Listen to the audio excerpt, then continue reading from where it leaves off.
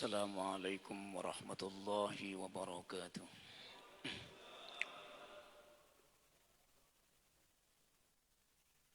Bismillah, alhamdulillah. Wassalatu wassalamu ala rasulillah. La hawla wa la quwwata illa billah. Amma ba'd. A'udzu billahi minasy syaithanir rajim. Ya ayyuhalladzina amanu taqullaha haqqa tuqatih wa la tamutunna illa wa antum muslimun. Wa qala an-nabiy sallallahu astaqal hadis kitabullah wa khairal huda hudan nabiy sallallahu alaihi wasallam. وشر الأمور محدثاتها وكل محدثة بدعة وكل بدعة ضلالة وكل ضلالة في النار. وقال النبي صلى الله عليه وسلم أيضا ما يريد الله به خيرا يفقهه في الدين. وهذا حديث شريف وعظيم. إخوة الإيمان Jama'atu salati subahi asadani Allah wa iyyakum rahimani wa rahimakumullahu ta'ala. Tuan-tuan yang mulia, majelis kajian surah An-Nabawiyah yang mudah-mudahan kita senantiasa dianugerahkan oleh Allah Subhanahu wa taala al-hasanatu fid dunya wal hasanatu fil akhirah. Kebaikan-kebaikan baik ketika kita masih hidup di dunia ataupun kebaikan-kebaikan kelak ketika kita sudah yuhsaruna dikumpulkan oleh Allah Subhanahu wa taala di alam akhiratnya. Masuk pada bab berikutnya tuan-tuan yang mulia. Al-mabakhis haula tajhizi jasadin Nabi sallallahu alaihi wasallam. Masih pembahasan seputar persiapan kepengurusan di mana jasad Nabi sallallahu alaihi wasallam dimandikan, dikafani, disolatkan, kemudian dimakamkan. Maka pada bab pagi hari ini adalah tagsilu jasadi Rasulillah sallallahu alaihi wasallam. Bab menjelaskan tentang memandikan jasad Nabi yang mulia Rasulullah sallallahu alaihi wasallam. Yang pertama, al-muskilatu qabla al-ghusli au ghusli. Ada satu kemuskilan, Pak, yang dialami oleh para sahabat radhiyallahu anhum ajma'in qabla taghsili jasadin Nabi sallallahu alaihi wasallam. Wa ba'da buyi'a Abu Bakar As-Siddiq radhiyallahu an. Setelah Sayyidina Abu Bakar dibeat, diangkat menjadi khalifatul ummatil muslimina, maka para sahabat kemudian semuanya fokus mengurusi jenazahnya, jasad yang agung, jasadnya Rasulullah sallallahu alaihi wasallam. Walakinna, akan tetapi sebelum jasad ini akan dimandikan, para sahabat semuanya bingung, Pak. Wakhtara as-sahabatu ridwanullahi alaihim fi amri tagsilin Nabi sallallahu alaihi wasallam ba'da mautih. Faqalu wallahi ma nadri anujarridu Rasulullah sallallahu alaihi wasallam min siyabihi kama nujarridu mautana. Wa fil hadzal hadis alladzi rawat Aisyah radhiyallahu anha. Hadis diriwayatkan dari Sayyidah Aisyah radhiyallahu anha. Hadis ini menurut para ulama adalah hadis hasan. Al-Imam Abu Dawud mengeluarkan dalam kitabnya Jami' Sunan Abu Dawud, Al-Imam Ahmad dalam kitab Musnad Imam Ahmad bin Hanbal, Al-Imam Ibnu Majah dalam kitab Sunan Ibnu Majah. Sepakat para ulama, hadis yang kami sampaikan ini adalah hadis hasan. Lama aradu, ketika para sahabat hendak memandikan jasad Rasulullah sallallahu alaihi wasallam yang mulia. Maka mereka berkata, qalu wallahi ma nadri an nujarridu Rasulullah sallallahu alaihi wasallam min siyabihi kama nujarridu mautana. Nih, kalau kita mandikan Rasulullah ini, macam mana cara memandikannya? Apakah kita lepas bajunya, terus ditutup dengan kain sebagaimana kita memandikan jasad-jasad di antara kita? Para sahabat saling berembuk, Pak. Dan ini kebingungan juga menimpa Sayyidina Ali bin Abi Thalib radhiyallahu anhu. Ahlu baiti Rasulullah sallallahu alaihi wasallam, keluarga Nabi pun bingung. Sayyidina Abbas bingung. Sayyidina Fadl ibnu Abbas juga bingung. Sayyidina Qausam bin Abbas juga bingung. Sahabat-sahabat yang ini, bagaimana cara memandikan Rasulullah sallallahu alaihi wasallam? Apakah kita buka kain baju gamis beliau waktu beliau wafat, atau tetap seperti itu? Falamma ikhtalafu, ketika mereka berbeda pendapat untuk menentukan seperti apa cara memandikan Rasulullah sallallahu alaihi wasallam, fa'alqallahu ta'ala alaihimun nauma hatta ma minhum rajulun illa wadaknuhu fi sadrihim au fi sudurihim. Di hadis ini disebutkan, setelah mereka bingung, fa'alqa, Allah Subhanahu wa taala menimpakan mereka semuanya anuas, ngantuk, terus tidur semua. Jadi sebelum dimandikan jasad ini yang mulia Rasulullah sallallahu alaihi wasallam, sahabat berselisih macam mana, buka atau tidak, tidak atau buka bajunya. Karena mereka belum pernah mendapat wasiat itu dari Rasulullah sallallahu alaihi wasallam. Fa'alqallahu ta'ala alaihim an-nauma. Jadi semua orang-orang yang kemudian tidur. Setiap orang yang di situ kemudian daknu ini rahangnya, Pak, itu sampai di dada semuanya begini. Jadi tidur tapi sambil duduk begitu, bukan baring begini, tetapi an-nu'as wan naum ini menyerang mereka dalam kondisi mereka duduk, bukan langsung baring, itu tidak, tetapi tidurnya mereka itu seperti ini. Nah kemudian setelah mereka tertimpa rasa ngantuk dan tidur, summa kallamahum mukallimun min nahyatil baiti la yadruna man huwa.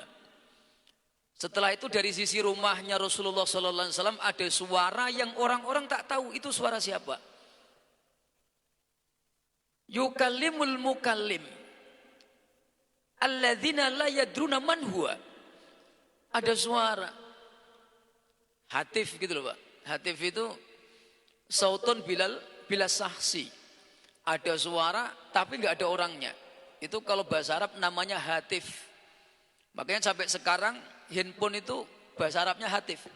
Kenapa hatif? Ada suaranya tapi orangnya tak ada.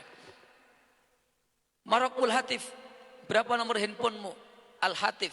Nah dalam ilmu tasawuf, ma maknal hatif? Sautun bila saksi. Ada suara tapi orangnya tak ada. Dan ini terjadi setelah Rasulullah wafat dan belum dimandikan. Nah waqala al-mukallim, orang yang berbicara ini min nahiyatil baitin Nabi sallallahu alaihi wasallam, ada suara yang tidak ada orangnya, an agsilun Nabi sallallahu alaihi wasallam wa alaihi siyabuh. Suara ini mengatakan, wahai kalian, kau mandikanlah Nabi sallallahu alaihi wasallam, di atas tetap dia memakai bajunya. Suara ini, Pak. Kalian mandikan Rasulullah dan jangan kalian lepas bajunya. Kalian mandikan di atas bajunya. Setelah mereka semua terjaga mendengar kalimat suara ini, faqamu ila Rasulillah sallallahu alaihi wasallam faghassaluhu wa alaihi qamisuh. Sahabat kemudian terbangun semuanya, langsung mereka fokus mendekati Nabi, dan Nabi sallallahu alaihi wasallam dimandikan dalam kondisi bajunya tidak dilepas dari badannya yang mulia. Hadis riwayat Abu Dawud, hadis ini adalah hadis yang hasan. Kemudian yang kedua, kita lihat keterangan para ulama yang kami kumpulkan dari beberapa literatur kitab-kitab sirah yang muktabar. Wa qala Al-Imam As-Sun'ani ketika mengkomentari hadis riwayat Imam Abu Dawud ini dalam kitab Subulus Salam juz 2 halaman 93, sarah dari kitab Bulughul Maram yang ditulis oleh Al-Imam Al-Hafidh Ibnu Hajar Al-Asqalani dalam kitabnya Bulughul Maram min Adillatil Ahkam. Seperti apa perkataan Al-Imam As-Sun'ani, wa fi hadhil qissati dalalatun. Di kisah yang diriwayatkan Imam Abu Dawud ini memberikan petunjuk ala annahu sallallahu alaihi wasallam laisa ka ghairihi minal mauta. Hadis ini memberikan pemahaman kepada kita bahwa Nabi sallallahu alaihi wasallam itu tidak sama dengan jenazah secara umum. Bisa dipahami dari hadis itu bahwa jasadnya Rasulullah sallallahu alaihi wasallam tidak boleh disamakan dengan jasadnya para manusia secara umumnya, Pak. Laisa ka ghairi. Jadi jasad Nabi itu beda. Walaupun beliau sudah wafat, Nabi memiliki maziyah. Maziyah itu keistimewaan yang tidak diberikan oleh Allah Subhanahu wa taala kepada manusia selain Rasulullah sallallahu alaihi wasallam, Pak. Dan ini termasuk mim ba'di mu'jizatin Nabi ba'da wafatih. Jadi sepakat para ulama, mukjizat itu tidak terputus wala yang qati'u bi wafati Rasulullah sallallahu alaihi wasallam. Sepakat para ulama, mukjizat itu tidak terputus dengan sebab wafatnya Rasulullah. Sawaun bi sawain qabla wafatih au ba'da wafatih. Nabi tetap memiliki mukjizat. Sebelum beliau wafat atau setelah wafat, Nabi tetap dikaruniakan oleh Allah yaitu mukjizat. Dan termasuk mukjizat Nabi setelah wafat adanya suara hatif ketika para sahabat bingung apakah memandikan bajunya dilepas atau maka ada sautun min nahiyatil baitin Nabi sallallahu alaihi wasallam yang mereka memerintahkan suara ini, an agsilu Rasulullah sallallahu alaihi wasallam ala qamisih. Wahai kalian semuanya, mandikan nabimu Rasulullah dalam kondisi di atas bajunya. Maksudnya kamu gosok, kamu siram air tetap di atas baju gamis yang beliau pakai ketika beliau wafat. Dan tidak boleh melepaskannya. Wala yajuzu, tidak diperbolehkan melepas baju Nabi SAW. Baik, yang kedua, waqad dzakara al-imamu al-Baihaqi. Al-Imam al-Baihaqi dalam kitabnya Dalailun Nubuwah di juz yang ke-7 halaman 185. Beliau memasukkan keterangan ini yang diriwayatkan oleh Imam Abu Dawud dalam kitab Babu Maja'a fi Ghusli Rasulillah sallallahu alaihi wasallam. Wa ma dhahara fi dzalika min atharin nubuwah. Jadi Al-Imam Al-Baihaqi membuat satu bab peristiwa terjadinya suara tanpa rupa ini merupakan asarun nubuwah. Jadi sisa-sisa tanda-tanda kenabian Rasulullah SAW. Jadi kenabian Rasulullah SAW ini tidak terputus dengan wafatnya beliau. Artinya masih ada peristiwa-peristiwa khariqul adati yang tidak bisa dinalar oleh akal sehat, Pak. Dan ini dimasukkan oleh beliau Al-Imam Al-Baihaqi dalam kitabnya Dalailun Nubuwah juz 7 halaman 185. Kemudian wa kadzalika dzakarahu al-Imam As-Suyuti fi kitabi Al-Khasa'is Al-Kubra. Kita juga bisa melihat keterangan ini Bapak Ibu hadirin yang mulia dalam kitab Khasa'is Al-Kubra au Kifayatut Talib Al-Labibi fi Khasa'isil Habaib atau fi Khasa'isil Habibi. Bab ma waqa'a fi ghuslihi sallallahu alaihi wasallam minal ayati. Al-Imam Jalaluddin As-Suyuti dalam kitabnya juz 3 di bab yang terakhir. Nah, kemudian berikutnya kita lihat al-qaimuna bil ghusli. Kalau tadi al-muskilat termasuk khariqul adah, peristiwa yang tidak bisa dinalar oleh akal sehat, ada wujudus sauti, adanya suara yang tak tahu siapa orang itu yang bicara. Dan perawi hadis ini pun mengatakan orang-orang yang hadir pada waktu itu la ya'rifuna man huwa, siapa yang bicara itu. Dan suara itu Lam ya'rif qablah, tidak dikenal sebelumnya. Sahabat kalau itu suara si A, maka sahabat tahu. Oh itu suaranya Sayyidina Abdullah Ibnu Abbas pamannya, atau itu suaranya Sayyidina Abu Bakar. Dan ini hum la ya'rafuna qablah. Mereka tidak tahu ini suara siapa. Orangnya tidak ada, tapi suaranya menggema begitu jelas. Nah, wa ba'dur riwayah, ada satu riwayat yang disandarkan kepada perkataan Sayyidina Ali bin Abi Thalib ketika ditanya mengenai masalah ini, maka beliau mengatakan hada sautu Jibril alaihi salam, dan itu adalah suaranya malaikat Jibril alaihi salam yang didengar oleh para sahabat Nabi sallallahu alaihi wasallam. Yang kedua, manil qaimina bil ghusli. Sekarang kita bahas yang kedua, siapakah orang-orang yang memandikan jasad Nabi yang mulia sallallahu alaihi wasallam. Wa kana Rasulullah sallallahu alaihi wasallam ghusila fil makani alladzi tuwfiya fihi. Nabi itu dimandikan di atas tempat tidur di mana beliau wafat. Kemudian siapakah mereka yang memandikan walladzi ghassalahu, dan orang-orang yang bertugas memandikan beliau adalah ahlu baitin Nabi sallallahu alaihi wasallam. Nabi dimandikan jasadnya oleh keluarga beliau. Ahlul bait yang masih satu keluarga dengan Rasulullah sallallahu alaihi wasallam. Ada 6 orang, Pak, yang terekam oleh sejarah. Nama-nama mereka siapakah yang memang khusus memandikan jasadnya Nabi sallallahu alaihi wasallam. Yang pertama Sayyiduna Ali bin Abi Thalib radhiyallahu an. Orang yang paling berkuasa atau al-wula yang diberikan amanat untuk memandikan jasad Nabi yang mulia pertama adalah Sayyidina Ali bin Abi Thalib radhiyallahu an.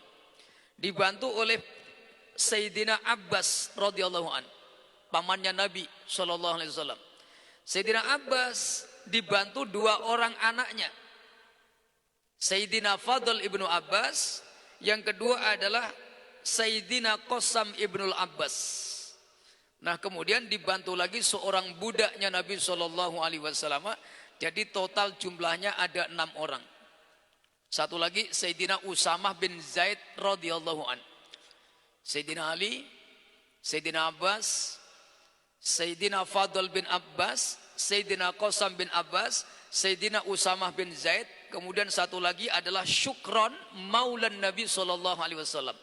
Budak laki-laki yang dimiliki oleh Nabi sallallahu alaihi wasallam. Jadi 6, Pak. Ada 6 orang yang memandikan jasadnya Rasulullah sallallahu alaihi wasallam. Nah, kemudian kita lihat sekarang kenapa jasad Nabi sallallahu alaihi wasallam dimandikan oleh keluarga beliau. Dan sahabat-sahabat yang lain radhiyallahu anhum ajmain tidak diperkenankan, Pak, untuk ikut memandikan jasadnya Rasulullah sallallahu alaihi wasallam.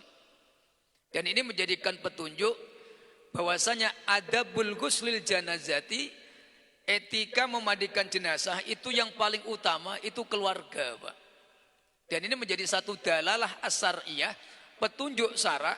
Ketika ada orang meninggal, yang paling berhak memandikan itu keluarga, Pak. Kalau yang meninggal orang tua maka anak, kalau yang meninggal anak maka orang tua. Kalau tak ada anak maka keponakan, kalau tak ada keponakan maka sepupu dan yang lain. Dan ini yang terjadi kepada jasad mulia Rasulullah sallallahu alaihi wasallam. Nah, kemudian waqala Sayyiduna Ali bin Abi Thalib radhiyallahu an, qad ausani Rasulullah sallallahu alaihi wasallam. Sayyidina Ali pernah mengatakan begini. Ketika beliau masih hidup, beliau pernah berwasiat kepadaku, "Ya Ali, nanti kalau aku meninggal, kau mandikan jasadku." Dan itu diulang-ulang, "Ya Ali, ketika aku meninggal, maka engkaulah yang memandikan jasadku." Walaupun riwayat ini diperselisihkan derajat hadisnya, tetapi para ulama memasukkan dalam kitab-kitab sirah yang mereka tulis. Nah, kemudian alasan kenapa Rasul memilih Sayyidina Ali, karena Rasul mengenal Sayyidina Ali ini adalah orang yang siddatul aghadil basornya, orang yang tidak pernah melihat aurat, baik itu auratnya sendiri itu Sayyidina Ali bin Abi Thalib radhiyallahu anhu. Jangankan aurat orang lain, auratnya sendiri itu nggak pernah melihat, Pak. Yang aurat besar maksudnya. Syawatan, kemaluan. Al-kubul wad dubur.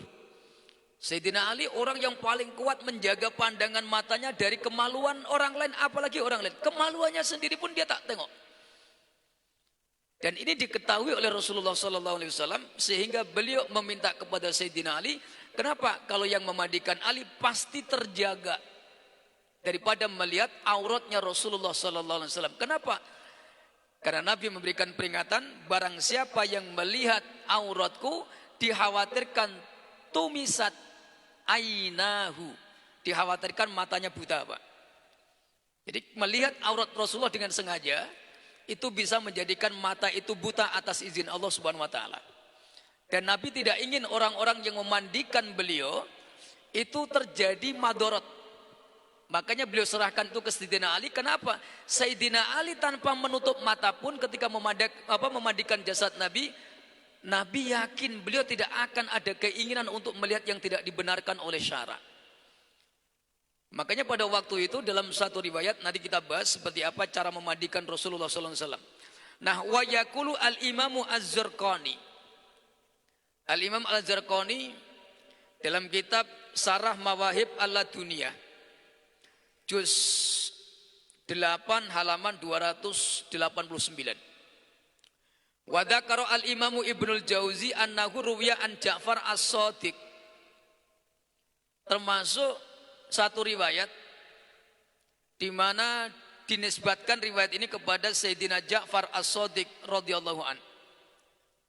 Ini membahas tentang wasiat Nabi SAW dan juga tentang air yang dimandikan atau air yang dipakai untuk memandikan Rasulullah SAW. Nah, kita lihat beberapa keterangan berikutnya.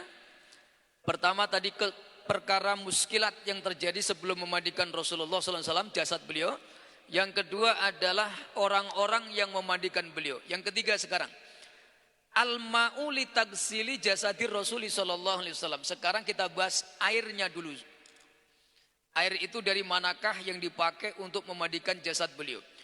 Warawa al-Imamu Ibnu Majah rahmatullahi alaih bisanadin jayyid an Ali bin Abi Thalib radhiyallahu an, mengenai air yang dipergunakan oleh para sahabat untuk memandikan jasad mulia Rasulullah sallallahu alaihi wasallam. Al-Imam Ibnu Majah dalam kitab Sunan Ibnu Majah.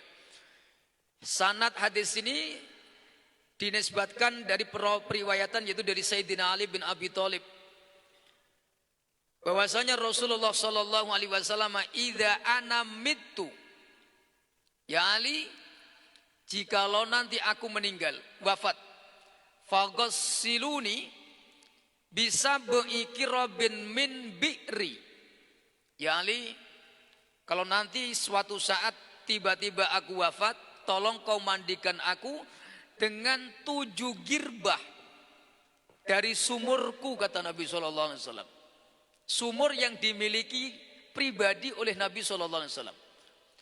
Nah, dalam satu riwayat nama sumur itu Bi'ru Gorsin, sumur Gors. Yang pernah haji atau umroh, sumur ini masih ada, Pak, di daerah Kuba. Kalau yang pernah ziarah ke sana, sumur itu sekarang udah kering, Pak, nggak ada airnya sama sekali dan nampak tidak terurus sama penguasa di sana. Sumur ini terbengkalai, ada dinding-dindingnya yang rapat begitu, hanya bisa ngintip untuk melihat kondisinya. Itu sumur Gors yang airnya dulu dipakai untuk memandikan jasad Rasulullah SAW. Sumur ini ada di Kuba, di daerah Kuba. Wa gusilat thalathu ghusalat wa amma bi'ru Gorsin bi Kuba. Para ulama mengatakan adapun sumur Gors yang ada di Kuba, sumurnya Nabi SAW, makanuhu minal Madinati takriban. Posisinya dari Madinah itu kurang lebih 4 atau 5 km, Pak. Kalau dari Madinah itu kurang lebih 4 atau 5 km. Nah, kalau dari Masjid Kuba itu 1 kilo. Kalau dari Masjid Kuba itu 1 kilo ke arah timur laut. posisinya. Itu sumur gors. Nah, berapakah lebarnya? Kalau sekarang yang nanti kalau ada yang umroh silakan mampir ziarah ke sana. Di situ dalamnya 5 meter, Pak. Diameter garis tengah 3 meter. Ke dalam 5 meter, garis tengahnya 3 meter. Kalau garis tengah diameter 3 meter, lingkarnya, saya nggak paham berapa lingkarnya itu. Itu yang biasa matematika ketemu itu. Garis tengahnya 3 meter. Nah sekarang sumur itu kering, Pak. Nggak ada airnya. Cuma dipagar sama besi, seng besi, ditutup. Terus kemudian tidak terawat. Dan masih banyak orang-orang yang tetap menyempatkan untuk melihat sejarah. Sisa-sisa sejarah di mana yang pernah terjadi dalam kehidupan Rasulullah SAW. Jadi sumur itu sumur berkah, Pak. Dan banyak juga orang yang bertabaruk walaupun hanya menyentuh jedingnya. Kalau jeding itu maksudnya dinding temboknya. Banyak juga orang yang Indonesia itu mengambil berkah, Pak. Karena sumur itu satu sumur yang khusus airnya dipakai untuk memandikan jasad Nabi yang mulia SAW. Bi'ru Gorsin, sumur Gors namanya. Nah kemudian sifatu taksil. Lama ijtama as-sahabatu radhiyallahu anhum ajmain li ghusli Rasulillah sallallahu alaihi wasallam. Nah, kemudian ketika jasad Nabi akan dimandikan, maka yang ada di rumah Sayyidah Aisyah adalah keluarga Nabi. Pertama Sayyidina Ali, Sayyidina Abbas, Sayyidina Fadl bin Abbas, Sayyidina Qausam bin Abbas, terus kemudian ada Usamah bin Zaid dan seorang budak yang dimiliki oleh Nabi SAW. Nah, bagaimana cara memandikannya? Jasad Nabi SAW dipangku oleh Sayyidina Ali bin Abi Thalib. Kepala beliau Nabi yang mulia disandarkan di dadanya Rasulullah SAW. Wa amma Abbasu, adapun Sayyidina Abbas, Sayyidina Fadl bin Abbas, Sayyidina Qausam bin Abbas, orang yang membolak-balikkan tubuhnya Nabi SAW. Wa amma Sakron, adapun budak Nabi dari balik satir menyiramkan air, Pak. Dibantu oleh Sayyidina Usamah bin Zaid. Dan Sayyidina Usamah menutup matanya dengan kain. Kenapa? Takut terlihat auratnya Nabi tadi. Orang yang tidak menutup mata cuma satu, Sayyidina Ali bin Abi Thalib radhiyallahu anhu. Ini riwayat walaupun masih diperselisihkan, akan tetapi para ulama-ulama ahli sejarah memasukkan kisah ini dalam kitab-kitab mereka. Sayyidina Ali memangku, kepala disandarkan di dada dan Sayyidina Ali, kepalanya Rasulullah SAW yang mulia. Nah, ketika membolak-balikkan badan Nabi, itu dibantu oleh 3 orang, Sayyidina Abbas, Sayyidina Fadl bin Abbas, Sayyidina Qausam bin Abbas radhiyallahu anhum ajmain.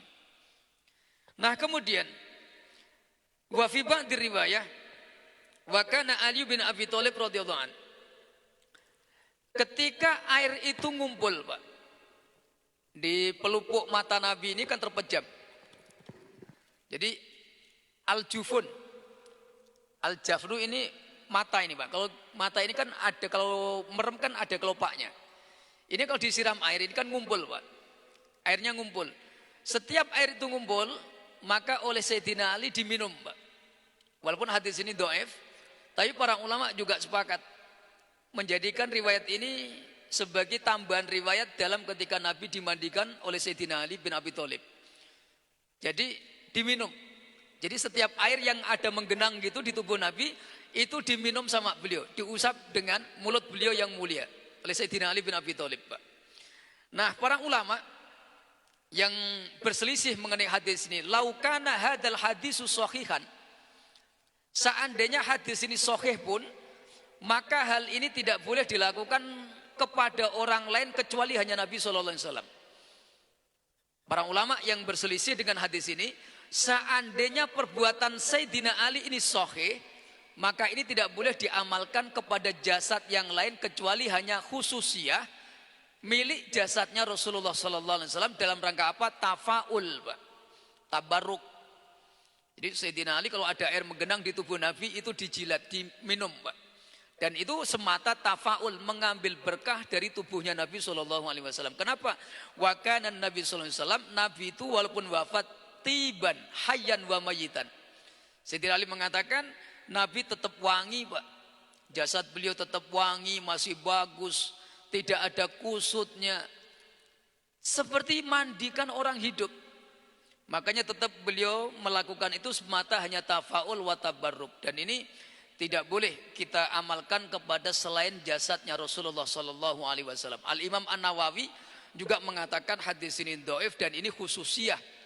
Boleh dilakukan oleh Sayyidina Ali pembenaran ini sebagai bentuk tabarruk kepada jasad yang mulia Rasulullah sallallahu alaihi wasallam. Kalau kepada selain Nabi maka para ulama sepakat tidak diperintahkan, bahkan ada yang mengatakan itu termasuk perkara bid'ah jika dilakukan kepada selain Nabi sallallahu alaihi wasallam. Jadi kalau sampai nanti tukang mandikan orang walaupun dia orang soleh, para ulama sepakat tidak diperbolehkan, Pak. Nanti seruput gitu. Kenapa Pak Imam? Ini semalam aku ngaji sama Ustadz katanya boleh minum air ini. Jangan, Pak. Ini khususiyah miliknya Nabi SAW. Orang lain tak boleh. Apalagi musim corona kayak gini, Pak. Lebih serius ini Pak Haji. Baik, kemudian berikutnya. Pertanyaannya sekarang adalah yang berikutnya. Kemana sisa air yang dialirkan oleh para sahabat di tubuh Nabi SAW? Waqalal ulama minal mu'arrikhina, ahli sejarah mengatakan tidak ada dalil yang sabit yang meriwayatkan mengenai tentang kemanakah sisa air yang mengguyur tubuh Nabi yang mulia sallallahu alaihi wasallam. Ada yang mengatakan jatuh ke bawah langsung diserap sama bumi. Ada riwayat yang lain mengatakan walaupun riwayat ini riwayat yang tidak disepakati, Pak. Ada riwayat yang kami jumpai dalam beberapa keterangan, ketika tubuh Nabi disiram dengan air, maka air yang menetes itu kembali naik, Pak. Naik terus kemudian menguap ke atas, menjadi mendung, menjadi awan, terus bercampur dengan hujan.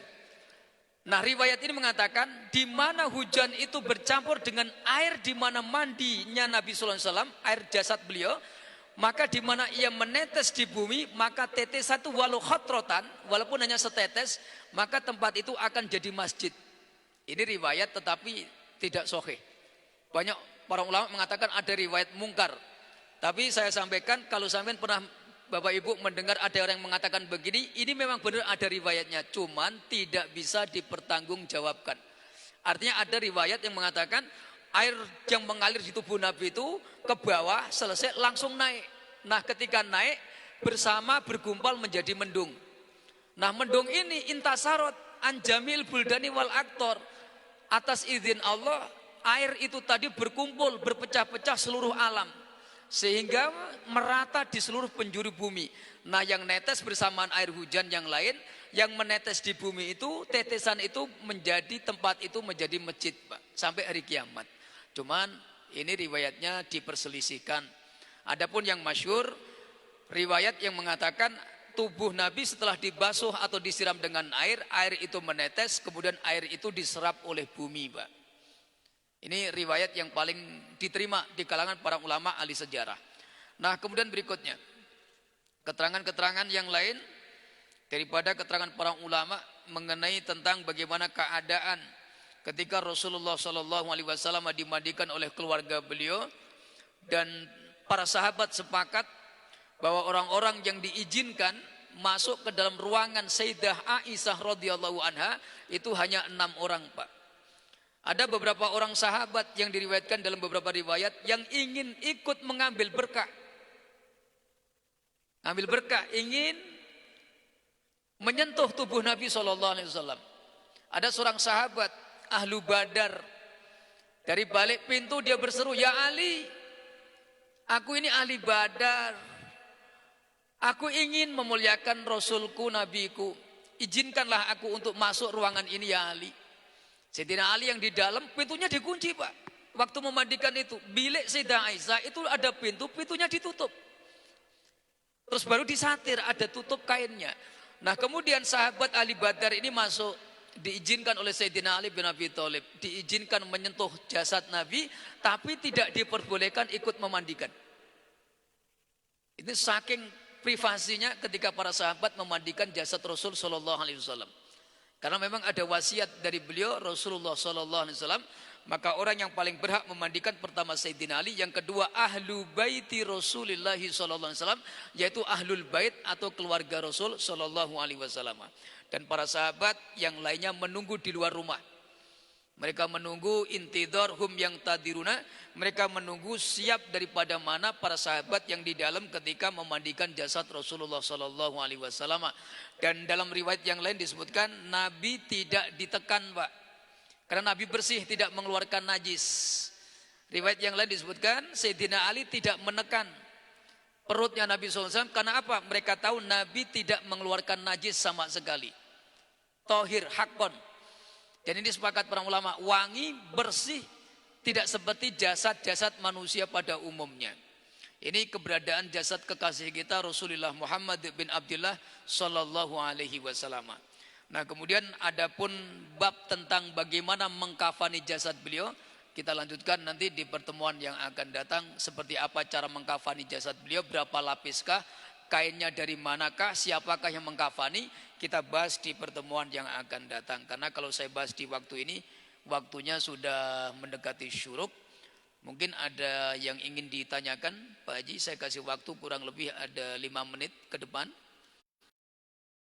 5 jam 6 lewat 10 suruk, Pak Haji, kalau ada pertanyaan seputar peristiwa-peristiwa kisah yang berkaitan dengan wafatnya Rasulullah sallallahu alaihi wasallam, terutama ketika beliau dimandikan oleh keluarga beliau, terutama yaitu Sayyidina Ali bin Abi Thalib radhiyallahu anhu. Tafadhal, Pak. Silakan Pak Haji. Moga kalau ada pertanyaan silakan. Assalamualaikum warahmatullahi wabarakatuh. Pak Haji. Dari Rasulullah meninggal itu sampai dikubur itu berapa lama tuh, Tat? Demikian, Tat. Jaraknya, Tat. Berapa hari? Berapa hari, Tat, gitu. Wakhtalafa al-ulama. Ulama berbeda pendapat mengenai jumlah bilangan hari ditahannya jasad Nabi sallallahu alaihi wasallam. Wa ba'dir riwayah, wa fi ba'dir riwayah. Riwayat yang pertama yang kami sampaikan di pertemuan yang lalu, pertama dia mengatakan dimakamkan di malam Selasa. Beliau wafat Senin pagi waktu duha, dimakamkan di malam Selasa dini hari. Ini pendapat yang pertama, Pak Haji. Jadi dimakamkan di malam Selasa itu dini hari, jam 2-an, menjelang masuk jam 3. Pendapat yang kedua, Nabi wafat hari Senin pagi waktu duha, dimakamkan di malam Rabu. Berarti hampir 3 hari ditahan. Jadi masing-masing ada dalilnya dan masing-masing bisa diterima. Kalau kita bicara sejarah, maka ini termasuk mukhtalaf, perbedaan pendapat tentang berapa hari Nabi ditahan. Tapi kalau ikut riwayat yang masyhur itu memang malam Rabu. Kenapa di hari Selasa itu para sahabat sibuk membeat Sayyidina Abu Bakar agar tidak terjadi fatrah, kekosongan pemimpin. Kenapa? Pada waktu itu ketika orang-orang Yahudi, orang-orang munafik setelah tahu Nabi wafat, mereka sudah mengambil siasat untuk mengambil celah di mana untuk merusak orang-orang Islam. Dan ini para sahabat tidak mau terjadi, maka mereka harus ada kepemimpinan. Sebelum Nabi dimakamkan harus ada orang yang memegang tali kepemimpinan, meneruskan kepemimpinannya Rasulullah SAW. Maka mereka sepakat nasbul imamah, nasbul khilafah. Maka Sayyidina Abu Bakar diangkat di hari Selasa. Nah, di hari Selasa itu kemudian baru diperintahkan oleh Abu Bakar, Rasul baru dipersiapkan at-tajhiz. Nah, dimandikan itu di hari Selasa. Nah, kemudian karena mandikannya di hari Selasa itu pun lama. Kenapa lama? Termasuk lama itu sampai tertidur tadi. Ini macam mana cara mandikannya? Itu lama, Pak, sampai tertidur, sambil musyawarah. Akhirnya Nabi sampai sore. Sampai sore itu belum nanti musyawarah seperti apa galinya. Mau di mana dikuburnya? Itu musyawarah lagi, itu butuh waktu, Pak. Nah, setelah itu sepakat cara galinya seperti apa? Apa al-lahdu atau seperti al-hafru atau al-lahdu? Apakah di tepi dinding kubur atau di tengah? Itu pun lama lagi, Pak. Nah, akhirnya mau tak mau Nabi malam Rebo itu baru selesai. Dan itu pun sampai tengah malam baru Nabi jasadnya dikuburkan oleh para sahabat. Dan ini pendapat yang masyhur, malam Rabu tengah malam. Demikian, wallahu a'lam bishawab. Dan itu tidak berubah. jasad Nabi tidak sama dengan jasad manusia secara umum. Jadi tidak ada sedikit pun wajah Nabi, badan Nabi berubah warna, tidak. Tetap seger Pak Haji. Jadi demikian. Wallahu a'lam bishawab. Baik, ada lagi Pak, silakan. Assalamualaikum Ustaz. Waalaikumsalam warahmatullahi wabarakatuh. Di dua tema boleh Pak Ustaz ya? Tapi masih ada. Oke, silakan Pak. Mengenai mayat yang berada di rumah ketika belum dikuburkan kan ditaruh di rumah. Itu posisinya apakah seperti dikubur menghadap kiblat atau seperti kita sholat gini Pak Ustaz? Itu yang pertama. Ya. Yang kedua, tadi Pak Ustaz sebelum pengajian dan banyak ustaz-ustaz yang lain juga baca doa masalah bid'ah. Sejauh mana bid'ah yang masuk neraka itu salah contohnya Pak Ustaz? Baik. Wa amma halul mayyit qabla al-ghusli wal kafani. Mayit itu ketika di dalam rumahnya sebelum disegerakan tajhiz atau tasarrufatul janazahnya. Tidak ada keterangan yang sabit, Pak. Maksudnya begini, tidak ada dalil yang qat'i, yang sahih dari Nabi, mayit itu posisinya harus begini-begini, tidak ada. Ala hayatin mumkinah, sesuai dengan keadaan rumahnya. Tetapi sunnah, mayit itu kepalanya dianjurkan di arah kiblat. Kepalanya Pak. Kalau dia telentang, maka sunnah itu artinya kepala ini di arah kiblat. Berarti kalau di arah kiblat, kakinya ke timur. Itu dikiaskan kepada keutamaan arah kiblat. Yang pertama. Dan tidak dianjurkan kaki ke arah kiblat. Karena itu termasuk galul adab. Jadi mencelonjorkan kaki ke arah kiblat dalam kondisi yang tidak dibenarkan oleh syarak, maka itu termasuk perkara amrun makruh. Jadi kalau mayit sudah meninggal, orang sudah meninggal jadi mayit dalam rumah, kalau memang tidak memungkinkan untuk diarahkan kepalanya ke kiblat, maka biasanya diarahkan kepala ke utara, Pak. Tanpa harus dimiringkan.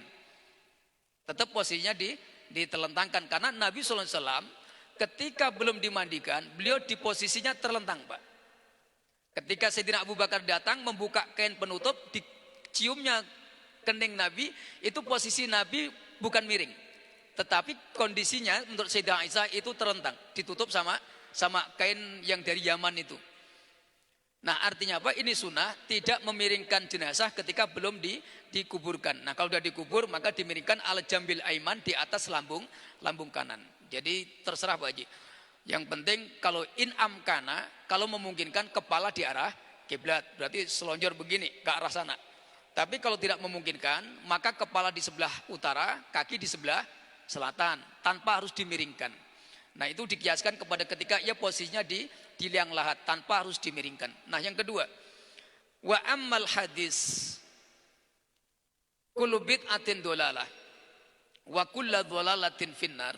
Sejauh manakah bid'ah yang ianya menjadikan seseorang itu dimasukkan oleh Allah Subhanahu wa taala ke dalam nerakanya. Wa amma maknal bid'ah. Bid'ah yang dimaksud di sini adalah kullu af'al, setiap perbuatan lam yujad, yang tidak dijumpai dalilnya, asluhu, asalnya, fi ahdin Nabi SAW. Pertama, yang tidak dijumpai dalilnya, tidak dijumpai asal usulnya pada zaman Nabi SAW. Itu yang pertama Pak. Nah dari keterangan ini para ulama, ka Imam Muhammad bin Idris Asy-Syafi'i, setiap malam yu'had fi ahdin Nabi fahuwa bid'ah. Setiap sesuatu yang tidak dijumpai di zaman Nabi itu boleh dikatakan bid'ah. Cuman perkara baru itu juga harus ditafsil. Mukhalafatus sunnah au muwafaqatus sunnah. Yang baru ini apakah bersesuaian dengan syarak yang pernah di zaman Nabi atau menyelisihi. Maka Imam Asy-Syafi'i membagi dua. Ada al-bid'ah al-hasanah, ada al-bid'ah as-sayyi'ah atau madmumah, bid'ah yang baik, bid'ah yang tercela. Bahkan Al-Imam Izzuddin Ibnu Abdissalam dalam kitabnya Qawaidul Ahkam fi Masalihil Anam, beliau menyebutkan bid'ah itu ada 5. Tergantung perkaranya. Dalam perkara wajib, haram, sunnah, mandub, mubah. Jadi perkara-perkara bid'ah ini secara bahasa, maka yang dimaksud hadis tadi itu bid'ah secara agama, Pak. Perbuatan-perbuatan ibadah yang menyelisihi daripada sunnah-sunnah yang dicontohkan oleh Nabi SAW. Contoh baca tahlil itu bukan bid'ah sebetulnya. Dikatakan Imam Syafi'i bid'ah, tapi bid'ah yang baik. Kenapa? Ijtama'an nasu, berkumpulnya manusia dalam keadaan wafatnya seseorang. Di zaman Nabi memang nggak ada, Pak. Cuman para ulama kenapa diperbolehkan? Karena ini ahsan. Dulu di zaman Nabi ada orang baca Yasin, ada baca tahlil, la ilaha illallah, ada orang takziah, ada. Nah kemudian dikumpulkan jadi satu paket namanya tahlilan. Bid'ah, cuman bid'ahnya baik. Yang jelek seperti apa? Contoh yang jelek tuh begini. Pengajian, cuman habis pengajian ada hiburan, Pak. Hadirin, setelah ustadz kita turun nanti kita akan dihibur oleh cita-citata. Nah itu bid'ah yang jelek, Pak. Nah itu gak boleh. Yang seperti itu yang masukkan kita neraka. Yahtalitu mukhtalitoh bainal haqi wal batil. Ada mencampur adukkan kebenaran dengan kebatilan. Ngajinya dapat pahala, artisnya bawa ke neraka. Dan itu nggak dijumpai di zaman Nabi SAW. Takziah sunnah, cuman ketika takziah main gaple, Pak. Loh itu yang bid'ah, Pak.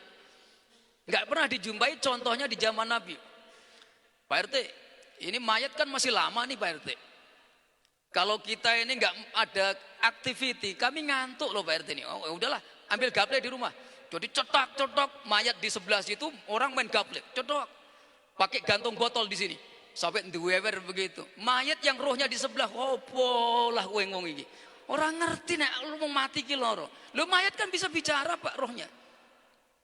Itu bid'ah Pak. Nah yang itu pelakunya bisa masuk neraka. Jadi demikian Pak. Wallahu a'lam. Salah satu contoh Pak Ustadz, di Ya. tahun baru itu kan sering ada acara Pak Ustadz. Awalnya diisi dengan ceramah-ceramah, setelah itu ada band-bandnya, ada nyanyi, itu termasuk bid'ah.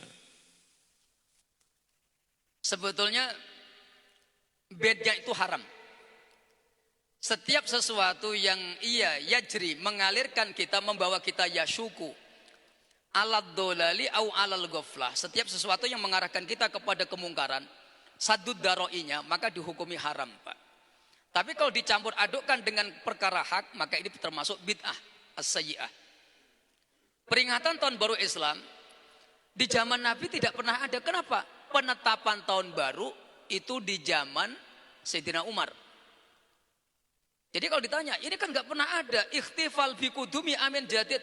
Zaman Nabi nggak pernah ada orang bersyukur berkumpul karena tahun baru. Loh, tahun barunya kan setelah zaman Sayyidina Umar. Nah, apakah boleh? Boleh, Pak. Berkumpul ijtima tahun baru Islam, mengenang peristiwa-peristiwa yang membangkitkan motivasi ruhani agar ada muncul kembali apa kekuatan-kekuatan sebagaimana di zaman Nabi SAW. Boleh Pak. Yang nggak boleh itu kalau ada kemaksiatan kontennya di dalam perayaan itu.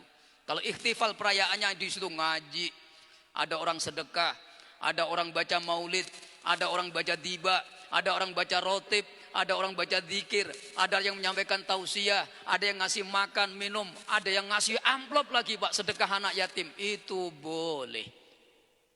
Cuman jangan nunggu tahun baru. Yang parah, yang nggak boleh itu kalau nunggu setahun sekali Pak.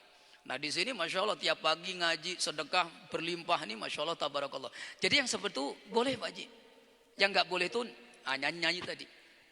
Kalau tahun barunya Masehi Pak Ustadz, ini kan yang sering kejadian tahun baru Masehi nih Pak Ustadz. Kalau tahunnya baru Masehi, maka sebaiknya al-ikhtiyat, kehati-hatian, maka sebaiknya kita tidak usah ikut-ikutan Pak. Tapi kalau hanya memanfaatkan hari libur, momen hari liburnya bukan dengan niat ikut ikhtifal, para ulama membolehkan. Contoh besoknya hari libur, orang pada keluar, supaya keluarganya nggak keluar, bagaimana nih? Masjid, remaja masjid ini banyak nih. Kalau nggak kita buat kajian, nanti mereka ke sana. Entah tabrakan lah, bergaul laki-laki perempuan, itu lebih fasad. Artinya mengambil paling ringan. Walaupun itu mungkin bid'ah, tetapi menjadikan momennya itu menjadi lebih manfaat, maka itu diperbolehkan. Artinya begini, Kalau di malam tahun baru itu kemaksiatan masif, terus kita diem di rumah, nggak buat apapun untuk menandingi kemaksiatan mereka, dikhawatirkan azab turun, Pak. Ini ijtihad ulama. Tahun baru Masehi, biasanya kalau tahun baru orang maksiat banyak. Di satu tempat yang khusus ada orang bermaksiat berkumpul. Laki-laki berkumpul dengan perempuan. Terus kita orang soleh duduk diem di rumah, tidur gini. Dikhawatirkan Allah murka, terus azab turun, kita kena. Nah, supaya tidak ada azab, kita tandingi kemaksiatan itu dengan ketaatan. Contohnya, mereka buat kemaksiatan, kita orang soleh buat kajian di masjid. Untuk menandingi kemaksiatan mereka, supaya apa? Manfaat kajian kita supaya menolak bala. Supaya bala itu nggak jadi turun gitu loh, Pak. Jadi kalau alasannya untuk menandingi kemaksiatan di tahun baru, boleh, Pak Haji. Dan harus. Bahkan saya mengatakan harus, kenapa? Supaya azab Allah nggak turun. Nah, itu kan bid'ah, Ustaz. Bukan bid'ah, ini menandingi mereka. Boleh, boleh, Pak. Kalau begitu yasinan dari habis maghrib sampai tengah pergantian tahun itu baca yasin berulang-ulang. Supaya apa? Mereka yang bermaksiat diberikan hidayah oleh Allah. Begitu loh, Pak. Jadi Islam itu jangan dipersempit. Sesuatu yang tidak wajib atau tidak ada dalil haramnya, jangan dipersulit dalam aplikasinya di tengah masyarakat. Yuridullahu bikumul yusra wala yuridu bikumul usra. Mudahkan, basyiru wala tunafiru, kata Nabi. Beritahukan kemudahan, jangan dipersulit. Bid'ah kontennya. Tapi kalau kita tak buat, Ustadz, mereka bermaksiat, ya udah kita buat kebaikan untuk menandingi di malam itu supaya tidak ada azab Allah turun, Pak. Jadi simpel aja, Pak Haji, insyaallah. Walaupun ustadz-ustadz yang lain, ala ustadz itu mengada-ada, ini mana boleh kayak gitu. Menurut saya boleh. Kenapa? Niatnya untuk menandingi keburukan supaya apa? Berimbang. Nah begitu. Demikian. Wallahu a'lam bishawab. Ada lagi, Pak? Dan saya lihat di Kota Batam sudah banyak perubahan. Baik itu dari sisi pemerintahan, malam tahun baru Masehi pun banyak diisi dengan hal-hal yang positif. Di tahun kemarin saya lihat ada zikir. Ini artinya Batam ini sudah luar biasa. Baik dari sisi kalangan masyarakat, di tingkat level pemerintahan, semuanya sudah membawa kita kepada tatanan nilai-nilai kebaikan Islami, Pak. Walaupun itu tahun baru Masehi. Nah, adapun nyumet kembang api itu kan kepentingan pariwisata, Pak. Dan itu juga ada pemasukan juga untuk mengundang wisatawan. Kalau di musim corona kayaknya tak boleh. Dulu waktu sebelum corona. Jadi kita juga tidak bisa langsung begini gak boleh, ini haram, tidak. Tetapi ada asas-asas kebaikan yang dipertimbangkan untuk lima solihil anam, kebaikan kebersamaan umat manusia. Karena di Indonesia ini kan semuanya bukan pemeluk agama Islam, tapi juga harus ada kedewasaan dalam menyikapi perbedaan. Jadi demikian Pak Haji, wallahu alam bishawab. Ini dari bahas memandikan jenazah sampai tahun baru. Ada lagi pertanyaan? Satu lagi. Yang bertanya, saya doakan mudah-mudahan tahun ini cita-citanya dikabulkan oleh Allah.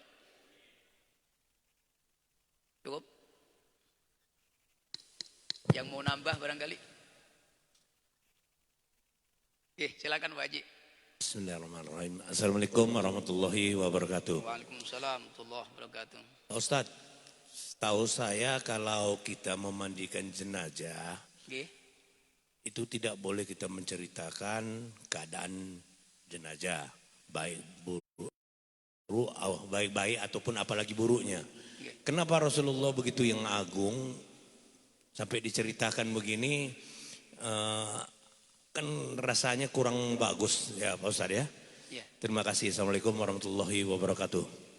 Baik, riwayat tentang wasiat Nabi SAW, kenapa begitu privasi beliau dimandikan oleh keluarga beliau. Satu, adanya riwayat ketika Nabi SAW berwasiat kepada Sayyidina Ali bin Abi Thalib. Kenapa? Ketika orang memandikan jenazah, itu kalau tidak secara sengaja atau sengaja, kadang itu terbuka aurat, Pak. Dan itu tidak boleh terjadi pada Rasul SAW. Adapun kebaikan itu tidak ada korelasinya dengan kenapa Nabi tidak boleh dimandikan secara umum. Yang dikhawatirkan oleh beliau, seandainya orang itu tidak mura'iyah, maksudnya tidak orang yang pakar menjaga pandangan mata, dikhawatirkan terlihat aurat Nabi, dia buta, Pak. Tumisat ainah, itu yang dikhawatirkan oleh Rasulullah SAW.